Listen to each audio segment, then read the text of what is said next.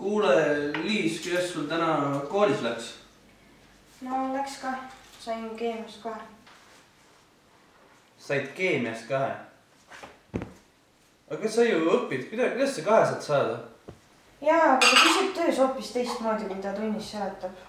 Sa pead end kokku võtma, sa pead rohkem õppima hakkama, sa ei saa lasta endale 2 panna. Tean. Tere, isa!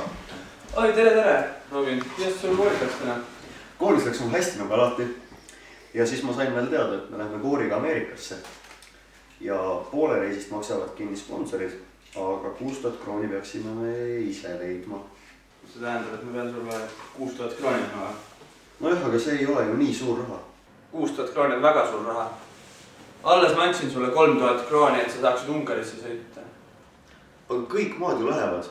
Nüüd Eesti ei saa minna sellepärast, et meil ei ole raha. No aga mis me teeme siis?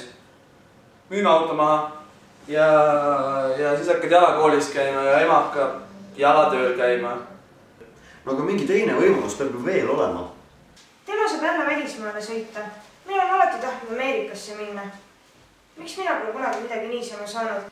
Selleks, et ma läksin Soome korralikult kontsertile, siis ma pidin ka vanem mingid taipmoodi maha müüma. Te ise ütlete, et ei tee mitte kunagi vahet laste vahel. Sa pead oma hinded ära parandama, eks me siis vaatame. Jah, ära selle pärast muretse. Sooloosa. No hea küll, ma kraavin kuskilt sulle selle raha kokku. Mul on üks võlg kätte saada ja eks ma olen natuke kõrvale ka pannud tegelikult.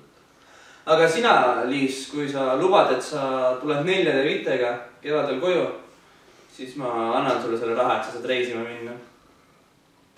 Kas ma tõesti saan siis reisile või?